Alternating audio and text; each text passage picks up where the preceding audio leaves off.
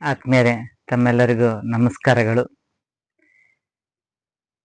ಮಕ್ಕಳ ಸಾಹಿತ್ಯ ಕೃತಿಗಳ ಅವಲೋಕನದಲ್ಲಿ ಇವತ್ತು ಎರಡನೇ ದಿನದಲ್ಲಿ ಎರಡನೇ ಸಾಹಿತ್ಯ ಕೃತಿ ಶ್ರೀ ಮತ್ತೂರು ಸುಬ್ಬಣ್ಣ ಅವರು ಬರೆದ ಡೀಲ್ ಅಂದ್ರೆ ಡೀಲ್ ಮಕ್ಕಳ ಸಾಹಿತ್ಯ ಕಥಾ ಸಂಕಲನದ ಕುರಿತಾಗಿ ಇವತ್ತು ಕೃತಿ ಪರಿಚಯವನ್ನ ಮಾಡಲಿದ್ದೇನೆ.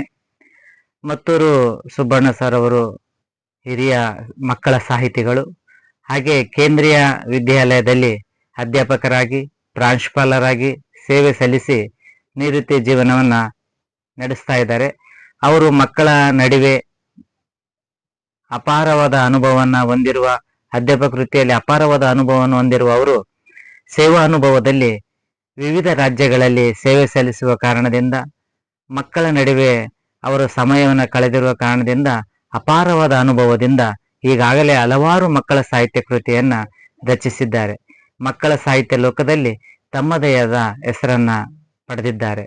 ಮಕ್ಕಳ ಸಾಹಿತ್ಯದಲ್ಲಿ ಅವರು ರಚಿಸಿರುವಂತಹ ಎಲ್ಲಾ ಕೃತಿಗಳನ್ನ ನಾವು ನೋಡಿ ಅವಲೋಕಿಸಿದಾಗ ಅವರು ಮಕ್ಕಳಲ್ಲಿ ವಿಶೇಷವಾಗಿ ಅವರ ಮಕ್ಕಳಿಗೆ ಬೇಕಾಗುವಂತ ನೈತಿಕ ಶಿಕ್ಷಣವನ್ನ, ಮೌಲ್ಯ ಶಿಕ್ಷಣವನ್ನ ತಮ್ಮ ಕಥೆಗಳ ಮೂಲಕ ಕಥೆಗಾರರಿಗೆ, ಓದುಗರಿಗೆ ಅವರು ನೀಡುತ್ತಾ ಬಂದಿದ್ದಾರೆ. ಈ ಡೀಲ್ ಅಂದ್ರೆ ಡೀಲ್ ಕಥಾ ಸಂಕಲನದಲ್ಲಿ ಅವರು ಅಜ್ಜ ಅಜ್ಜಿಯಂದಿರ ಕುರಿತಾಗಿ ಕಥೆಗಳನ್ನ ರಚಿಸಿದ್ದಾರೆ. ಅಜ್ಜ ಅಜ್ಜಿಯರೇ ಈ ಕಥೆಗಳಲ್ಲಿ ಪ್ರಮುಖ ಪಾತ್ರವನ್ನ ವಹಿಸಿರುವಂತದ್ದು ನಾವು ಕಾಣಬಹುದು. ಅಜ್ಜ ಅಜ್ಜಿಯಂದಿರನ್ನ ಸುತ್ತ ಮೊಮ್ಮಕ್ಕಳು ಹಾಗೂ ಅಜ್ಜ ಅಜ್ಜಿಯಂದಿರು, ಮಗ, ಸೊಸೆ ಇಷ್ಟೇ ಪಾತ್ರಗಳನ್ನ ಇಟ್ಟುಕೊಂಡು ಕಥೆಗಳನ್ನ ರಚಿಸಿದ್ದಾರೆ. ಈ ಕಥಾ ಸಂಕಲನ ಪ್ರೇಮ ಪ್ರಕಾಶನ ಮೈಸೂರು ಅವರು ಪ್ರಕಟಿಸಿರುವಂತ ಈ ಕಥಾ ಸಂಕಲನದಲ್ಲಿ ಒಂದು ಉತ್ತಮವಾದ ಮುದ್ರಣವನ್ನ ಹೊಂದಿದೆ. ಹಾಗೂ ಸಂತೋಷ್ ಸಸಿಹಿತ್ಲು ಅವರ ಆಕರ್ಷಕವಾದ ಮುಖಪುಟವನ್ನ ಸಹ ಹೊಂದಿದೆ. ಈ ಕೃತಿ ಒಂದು ಕೃತಿಗೆ ಆಕರ್ಷಕವಾದ ಮುಖಪುಟವು ಸಹ ಮಹತ್ವದ ಪಾತ್ರವನ್ನ ವಹಿಸ್ತದೆ. ಈ ಕಥೆಗಳಲ್ಲಿ ನಾವು ಮುಖ್ಯವಾಗಿ ನಾವು ಗಮನಿಸಬೇಕಾಗಿದ್ದು 3 ತಲೆಮಾರಿನ ಕಥೆಗಾರರಿಗೆ, 3 ತಲೆಮಾರಿನ ಓದುಗರಿಗೆ, ವಿಶೇಷವಾಗಿ 3 ತಲೆಮಾರುಗಳನ್ನ ಇಟ್ಕೊಂಡು ಕಥೆಗಳನ್ನ ಎಣೆದಿದ್ದಾರೆ. ನಾವು ಹಿರಿಯರು ಅಜ್ಜ ಅಜ್ಜಿ, ಪಾಲಕರು ತಂದೆ ತಾಯಿ, ಕಿರಿಯರು ಮೊಮ್ಮಕ್ಕಳು, ವಿದ್ಯಾರ್ಥಿಗಳು, ಈ 3 ತಲೆಮಾರನ್ನ ಕಟ್ಟಿಕೊಡುವಂತ ನಿಟ್ಟಿನಲ್ಲಿ ಈ ಕಥೆಗಳು ಇಲ್ಲಿ ವಿಶೇಷವಾದ ಪಾತ್ರವನ್ನು ವಹಿಸ್ತವೆ. ಹಿರಿಯರು, ಪಾಲಕರು ಹಾಗೂ ಕಿರಿಯರು, ಹಿರಿಯರಾಗಿ ಅಜ್ಜ ಅಜ್ಜಿ, ಪಾಲಕರಾಗಿ ತಂದೆ ತಾಯಿ, ಕಿರಿಯರಾಗಿ ಮೊಮ್ಮಕ್ಕಳು, ಮುದ್ದು ವಿದ್ಯಾರ್ಥಿಗಳು ಪ್ರಮುಖ ಪಾತ್ರವನ್ನ 3 ತಲೆಮಾರುಗಳನ್ನ ಇಟ್ಕೊಂಡು ಕಥೆಗಳನ್ನು ಎಣೆದಿದ್ದಾರೆ. ಇಲ್ಲಿ ಇರುವಂತಹ 92 ಪುಟಗಳ ಈ ಕಥಾ ಸಂಕಲನದಲ್ಲಿ 13 ಕಥೆಗಳಿವೆ. 13 ಕಥೆಗಳು ಸಹ ವಿಭಿನ್ನವಾದ ಕಥಾ ವಸ್ತುವನ್ನ ಹೊಂದಿವೆ. ಆದರೆ ಕೇಂದ್ರ ಬಿಂದು ಮಕ್ಕಳು ಮತ್ತು ಅಜ್ಜ ಅಜ್ಜಿ. 13 ಕಥೆಗಳಲ್ಲಿ ಸಹ ನಾವು ಕೇಂದ್ರ ಬಿಂದು ಅಜ್ಜ ಅಜ್ಜಿಯರನ್ನೇ ಕಾಣಬಹುದು. ಪಾತ್ರದಲ್ಲಿ ಅಜ್ಜ ಅಜ್ಜಿಯರು, ನಾವು ಇವತ್ತಿನ ದಿನದಲ್ಲಿ ತಂದೆ ತಾಯಿಯವರು ಉದ್ಯೋಗಕ್ಕೆ ಹೋಗುವ ಕಾರಣದಿಂದಾಗಿ ಮಕ್ಕಳನ್ನ ನಾವು ಬೇರೆ ಬೇರೆ ಶಾಲೆಗಳಲ್ಲಿ ನಾವು ವಿದ್ಯಾರ್ಥಿ ಮಕ್ಕಳನ್ನ ಬಿಟ್ಟು ಹೋಗ್ತೀವಿ. ಆದ್ರೆ ಮೌಲ್ಯ ಶಿಕ್ಷಣ ಹಾಗೂ ನೈತಿಕ ಶಿಕ್ಷಣವನ್ನ ಪ್ರಾರಂಭಿಕ ಹಂತದಲ್ಲಿ ಕಟ್ಟಿಕೊಡುವಂತ ಕೆಲಸವನ್ನ ಅಜ್ಜ ಅಜ್ಜಿಯರು ಮಾಡ್ತಿದ್ರು. ಈಗ ಅಜ್ಜ ಅಜ್ಜಿಯರು ಊರಿನಲ್ಲಿರುವುದರಿಂದ ಹಾಗೂ ನಗರ ಪ್ರದೇಶಗಳಲ್ಲಿ ಎಲ್ಲ ನಾವು ವಾಸಿಸುತ್ತಿರುವುದ ಕಾರಣದಿಂದ ಅಜ್ಜ ಅಜ್ಜಿಯವರು ಹಳ್ಳಿಯ ಜೀವನವನ್ನ ಬಿಟ್ಟು ನಗರ ಪ್ರದೇಶಕ್ಕೆ ಅವರು ಬರೋದಿಲ್ಲ. ಆದ್ರೆ ಅವರನ್ನ ಇನ್ನು ನಗರ ಪ್ರದೇಶದಲ್ಲಿ ಅವರನ್ನ ಕರೆದುಕೊಂಡು ಬರದೆ ವೃದ್ಧಾಶ್ರಮಕ್ಕೆ ಕಲಿಸುವಂತ ಗಂಭೀರ ವಿಷಯವನ್ನು ಸಹ ಸರಳವಾಗಿ ಹಾಗೂ ಆಪ್ತತೆಯ ದೃಷ್ಟಿಕೋನದಿಂದ ಕಥೆಗಳನ್ನ ನಾವಿಲ್ಲಿ ನೋಡಬಹುದು. ಗಂಭೀರ ವಿಷಯವನ್ನು ಸಹ ಸರಳವಾಗಿ ಮನೆ ಮುಟ್ಟುವಂತೆ ಮತ್ತೂರು ಸುಬ್ಬಣ್ಣ ಸರ್ ಅವರು ಕಥೆಗಳನ್ನ ರಚಿಸಿದ್ದಾರೆ. ಈ ಕಥೆಗಳಲ್ಲಿ ನಾವು ಎಲ್ಲಾ ರೀತಿಯ ವಯೋಮಾನಕ್ಕೆ ತಕ್ಕಂತೆ ನಾವು ಪ್ರತಿಯೊಬ್ಬರು ಸಹ ಇದನ್ನ ಓದಬೇಕು. ಈ ಕಥೆಗಳಲ್ಲಿರುವಂತಹ ಪ್ರಮುಖ ಕಥೆಗಳನ್ನ ಕುರಿತಾಗಿ ನಾವು ನೋಡುವುದಾದರೆ, ಈ ತಲೆಬರಹ ಡೀಲ್ ಅಂದ್ರೆ ಡೀಲ್ ಈ ಕಥೆಯ ಶೀರ್ಷಿಕೆಯನ್ನೇ ಒಳಗೊಂಡಿರುವಂತ ಪ್ರಮುಖವಾದ ಕಥೆಯಲ್ಲಿ ನಾವು ಪಾತ್ರಗಳನ್ನ ನೋಡಬಹುದು. ಆ ಪಾತ್ರದಲ್ಲಿ ಡೀಲ್ ಅಂದ್ರೆ ಡೀಲ್ ಅನ್ನುವಂತ ಕಥೆಯಲ್ಲಿ ಮೊಮ್ಮಕ್ಕಳು ಅಜ್ಜನನ್ನ ಒಂದು ರೋಬೋ ಗೊಂಬೆಗಾಗಿ ಅದಲು ಬದಲು ಮಾಡಿಕೊಂಡು ಬಂದ್ಬಿಟ್ಟಿರ್ತಾರೆ. ಅಂದ್ರೆ ಅಖಿಲಿಗೆ ತಮ್ಮ ಅಜ್ಜನನ್ನ ಕೊಟ್ಟು ಒಂದು ದಿನದ ಮಟ್ಟಿಗೆ ಅವನಲ್ಲಿರುವಂತ ರೋಬೋ ಗೊಂಬೆಯನ್ನ ತೆಗೆದುಕೊಂಡು ಬಂದ್ಬಿಟ್ಟಿರ್ತಾರೆ. ಮಕ್ಕಳು ಹಿಂದಿನ ರಾತ್ರಿ ತಂದೆ ಹಾಗೂ ಅಮ್ಮ ಮಾತಾಡೋದನ್ನು ಕೇಳಿಸ್ಕೊಂಡಿರ್ತಾರೆ. ಅಜ್ಜ ಏನು ಮಾಡೋದಿಲ್ಲ ಮನೆಯಲ್ಲಿ, ಅವ್ರನ್ನ ವೃದ್ಧಾಶ್ರಮಕ್ಕೆ ಸೇರಿಸ್ಬೇಕು ಅನ್ನೋಂತ ವಿಷಯವನ್ನ ಮಾತಾಡಿದ್ದನ್ನ ಮೊಮ್ಮಕ್ಕಳು ಕೇಳಿಸ್ಕೊಂಡ್ಬಿಟ್ಟಿರ್ತಾರೆ. ಆಗ ಮೊಮ್ಮಕ್ಕಳು ಏನ್ ಮಾಡ್ತಾರ ಅಂದ್ರೆ, ಬೇರೆ ಅವನ ಗೆಳೆಯನಲ್ಲಿರುವಂತ ರೂಪವನ್ನ ತಾವು ಪಡೆದು ಒಂದು ದಿನ ಮಟ್ಟಿಗೆ ತಮ್ಮ ಅಜ್ಜನನ್ನ ಅವ್ರ ಮನೆಯಲ್ಲಿ ಇರಿಸುವಂತ ಒಂದು ಡೀಲ್ ಅನ್ನ ಒಪ್ಕೊಂಡು ಮಾತಾಡ್ಕೊಂಡು ಬಂದು ಅವ್ರ ಅಜ್ಜನ ಅವನ ಮನೆಯಲ್ಲಿ ಬಿಟ್ಟು ಕರೆದುಕೊಂಡು ಬಂದ್ಬಿಟ್ಟಿರ್ತಾರೆ. ತಂದೆ ತಾಯಿ ಕೆಲಸದಿಂದ ಮನೆಗೆ ಬಂದ ನಂತರ ಅವರಿಗೆ ಗೊತ್ತಾಗುತ್ತೆ, ತಮ್ಮ ತಪ್ಪಿನ ಅರಿವಾಗುತ್ತೆ. ಆ ನಂತರ ಅವರು ಅವ್ರ ಮನೆಗೆ ಹೋಗಿ ತಮ್ಮ ತಂದೆಯನ್ನ ಕರೆದುಕೊಂಡು ಬರ್ತಾರೆ. ಮೂರ್ತಿಯವರು ಸಹ ಭಾನುವಾರದನ್ನೊಂದು ತಮ್ಮ ಮಗನ್ನ ತಮ್ಮ ಅಜ್ಜನ ಹತ್ರ ಇರ್ಲಿ ಅಂತ ಒಪ್ಕೊಂಡು ಒಂದು ಒಪ್ಪಂದವನ್ನ ಮಾಡ್ಕೊಂಡು ಬರ್ತಾರೆ. ಅಂದ್ರೆ ಅಜ್ಜಿಯ ಬೆಲೆ ಆ ನಂತರ ಮೊಮ್ಮಕ್ಕಳಿಂದ ತಿಳಿತದೆ.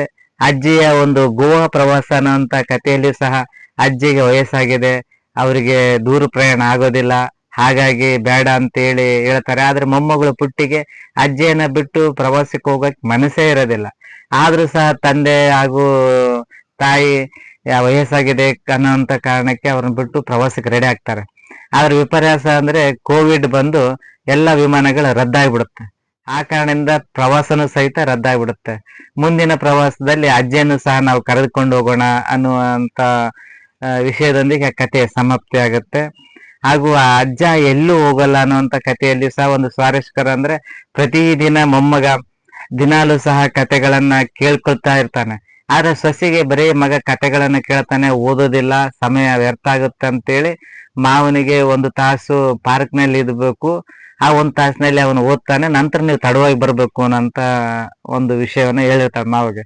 ಮಾವನು ಸಹಿತ ಹೋಗಿರ್ತಾನೆ. ಆದ್ರೆ ಅಜ್ಜನಿಂದ ಕತೆ ಹೇಳಿಸ್ಕೊಳ್ಲಿಲ್ಲ ಅಂದ್ರೆ ನಾನು ಓದೋದೇ ಇಲ್ಲ ಅಂತೇಳಿ ಮೊಮ್ಮಗ ಹೇಳಿದ ನಂತರ ಅವನು ಮೊಮ್ಮಗನೇ ಅಜ್ಜ ಆಮೇಲೆ ಮಗ ಬಂದ ನಂತರ ಹೆಂಡತಿ ಗಂಡನಿಗೆ ಹೇಳ್ತಾರೆ, ಇಲ್ಲ ನಾನು ಮಾವಿಗೆ ಹೇಳೇನಿ, ಒಂದು ತಾಸು ಬಿಟ್ಟು ಬಂದ್ರೆ ಅಷ್ಟ್ರೊಳಗೆ ಅವನು ಓದ್ಕೊಂಡಿರ್ತಾನೆ ಅಂತ ಹೇಳ್ತಾರ.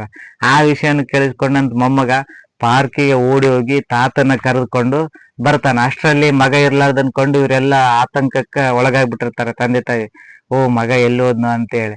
ಆದ್ರೆ ಮೊಮ್ಮಗ ಬಂದು ಗೇಟಿಗೆ ನಿಂತ್ಕೊಂಡು, ಇಲ್ಲ ಅಜ್ಜ ಎಲ್ಲಿ ಹೋಗಲ್ಲ ಅಂದ್ರೆ ಮಾತ್ರ ನಾನು ಒಳಗ್ ಬರ್ತೀನಿ ಅಂತ ಹೇಳಿ, ನಂತರ ತಂದೆ ತಾಯಿ ಆಯ್ತು ಇನ್ಮೇಲೆ ಅಜ್ಜನ್ ಕೂಡ ಕಥೆನ ಹೇಳಿಸ್ಕೊಂಡು ಓದೋಣ ಅಂತ ಇದನ್ನ ಒಪ್ಕೊಂತಾರೆ.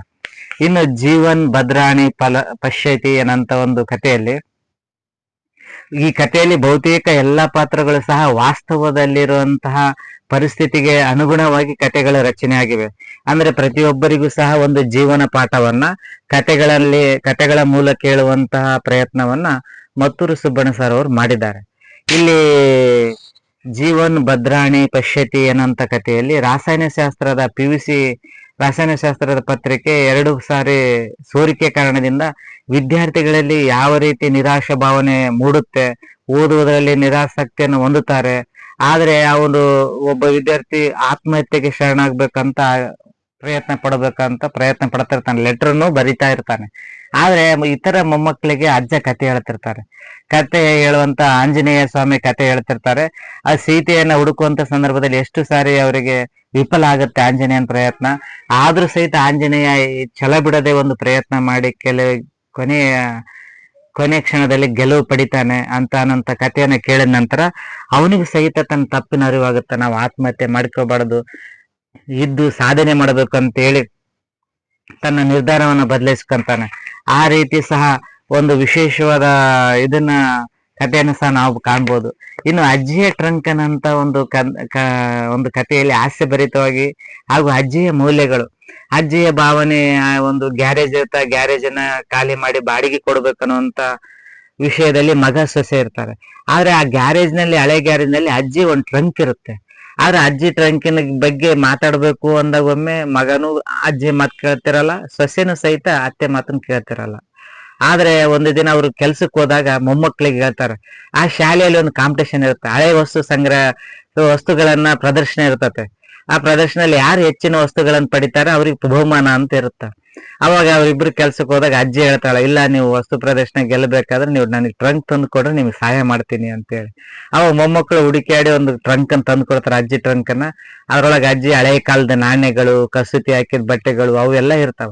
ಅವನ್ ಕೊಡ್ತಾಳ. ಕೊಟ್ಟಾಗ ಅವ್ರ ಪಾಲಕರಿಗೆ ಅವ್ರು ಮೊದಲೇ ಕೇಳಿರ್ತಾರ. ಅವಾಗ ಅವ್ರ ಅಮ್ಮನ ತಲೆ ಎರಡೇ ನಾಣ್ಯ ಇರ್ತಾವ. ಮತ್ತೆ ಅವ್ರ ಒಂದು ಆಪ್ಷನ್ ಕೊಟ್ಟಿರ್ತಾರೆ ಶಾಲೆಯವರು, ಇಲ್ಲ ನೀವು 2,000 ರೂಪಾಯಿ ಕೊಟ್ರೆ ನಿಮ್ಗೆ ಹಳೆ ಕಾಲದ ನಾಣ್ಯಗಳನ್ನ ಕೊಡ್ತೀವಿ ಅಂತೇಳಿ. ಆದ್ರೆ 2,000 ರೂಪಾಯಿ ಯಾರು ಕೊಡ್ತಾರೆ, ನೀವು ಒಂದಿನ ಶಾಲೆನ ಬಿಟ್ಬಿಡ್ರಿ ಅಂತ ಮಗ ಹೇಳಿರ್ತಾನ, ತಂದೆ ಹೇಳಿರ್ತಾನ. ಆದ್ರೆ ಅಜ್ಜಿ ಕೊಟ್ರೆ ಅವನು ಕಾರ್ನಿಂದ ಇಳಿಬೇಕಾದ್ರೆ ಅವ್ನು ಯೋಚನೆ, ಇವತ್ತು ವಸ್ತು ಪ್ರದರ್ಶನ ಇತ್ತು, ಹುಡುಗರಿಗೆ ಏನ್ ಬಹುಮಾನ ಬಂದಿರಲ್ಲ ಅಂತೇಳಿ ಬೇಜಾರಾಗಿ ಇಳಿತಾನ.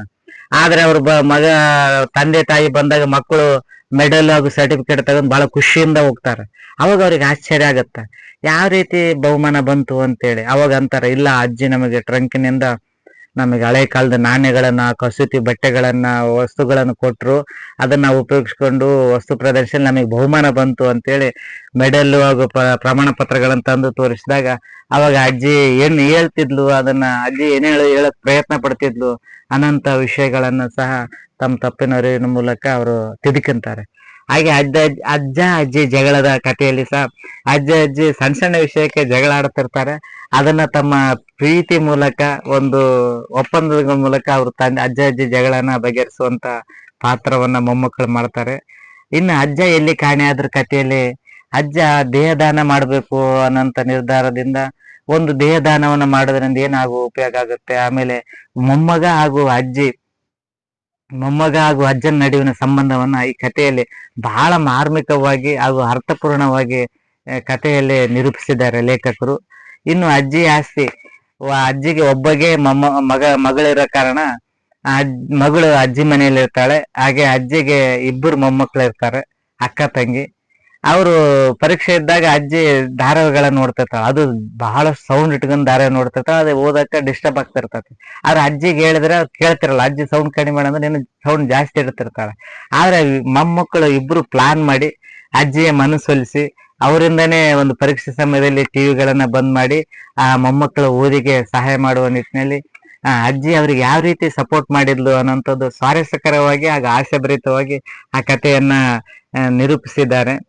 ಇನ್ನು ಅಜ್ಜಿಯ ವಾಕಿಂಗ್ ಅನ್ನುವಂತ ಕಥೆಯಲ್ಲಿ ಅಜ್ಜಿ ಒಂದು ಶುಗರ್ ಪೇಷಂಟ್ ಆಗಿರುವಂತ ಅಜ್ಜಿ ಒಂದಿನ ಮೈಸೂರು ಪಾಕ್ ತಿಂದ್ಬಿಟ್ಟಿರ್ತಾಳೆ.